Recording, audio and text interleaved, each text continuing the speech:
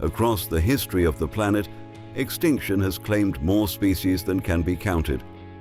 Today, there are over 900 officially recognized extinct species and nearly 177,000 that are critically endangered. The scale is staggering, and yet, in the middle of this sobering reality, science and technology are opening doors that once belonged only in the realm of imagination. The possibility of bringing some of these animals back from extinction is no longer a fantasy. It's becoming a genuine scientific pursuit. The woolly rhino. Imagine standing in the frozen grasslands of the Ice Age. A colossal creature with a shaggy coat trudges through the snow, its curved horn sweeping across the icy wind.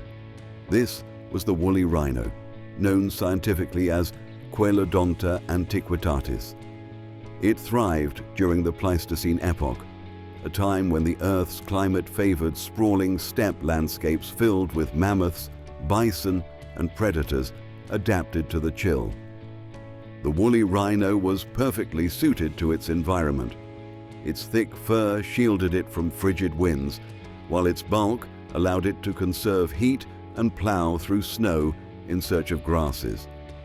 These rhinos were not solitary wanderers, but integral members of a vast ecosystem that stretched from Western Europe across Siberia.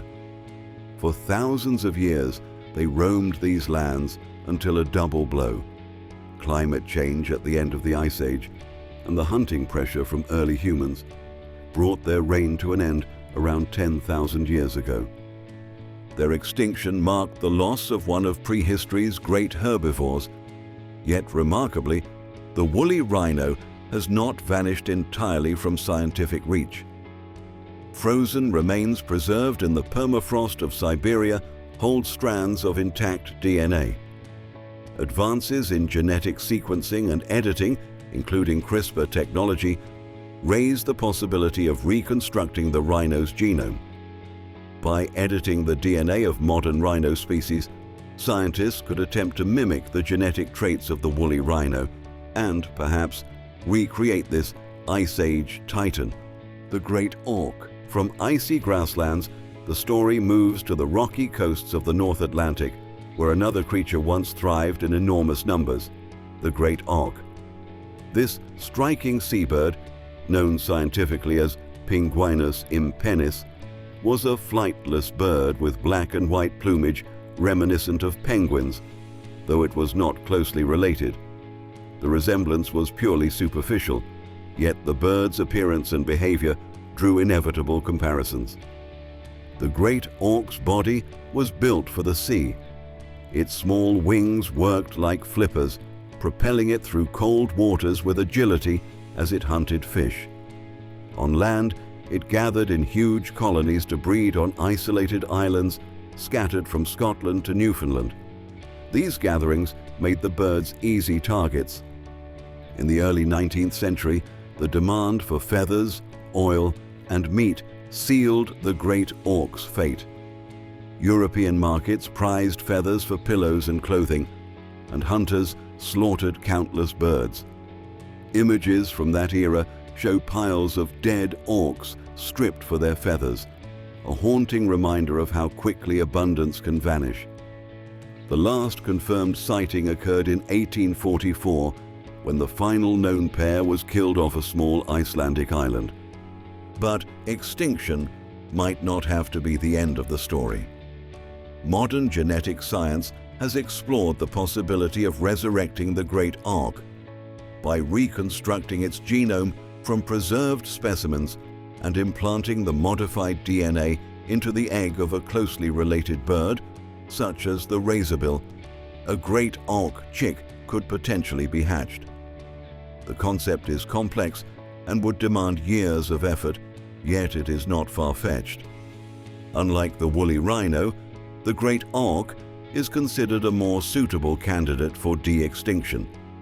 Its role in marine ecosystems and the direct human responsibility for its extinction make a strong case for its return. The northern white rhino. Not all stories of extinction lie in the distant past.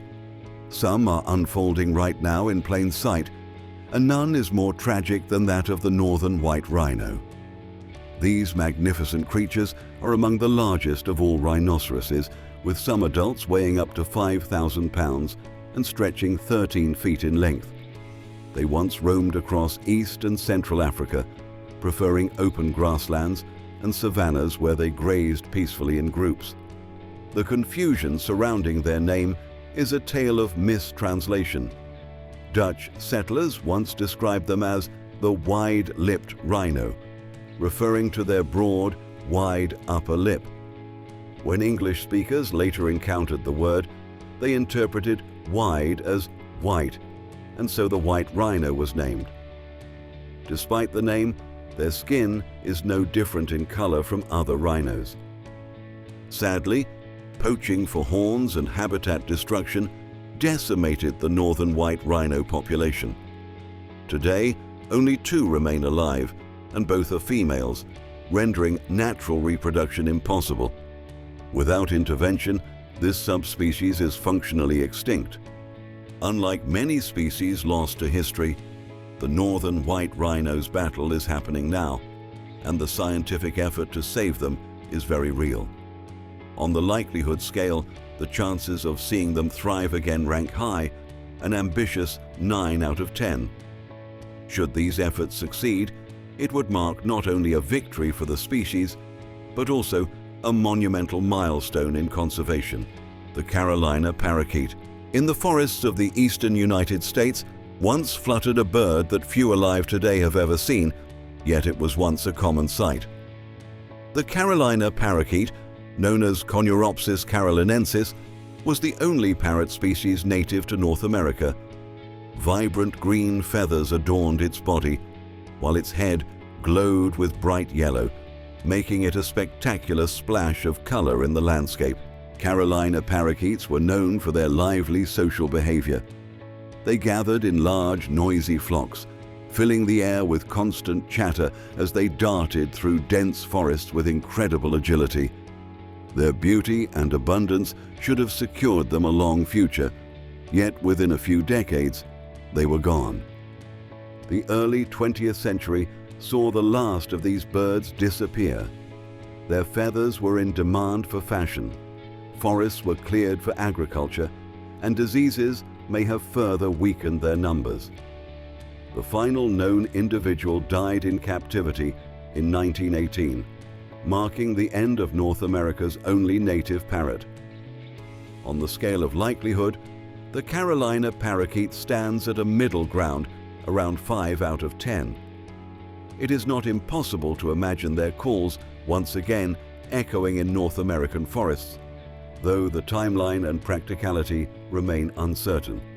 The vaquita. Among the smallest members of the cetacean family lives one of the most endangered animals in existence today, the vaquita, or Phocina sinus.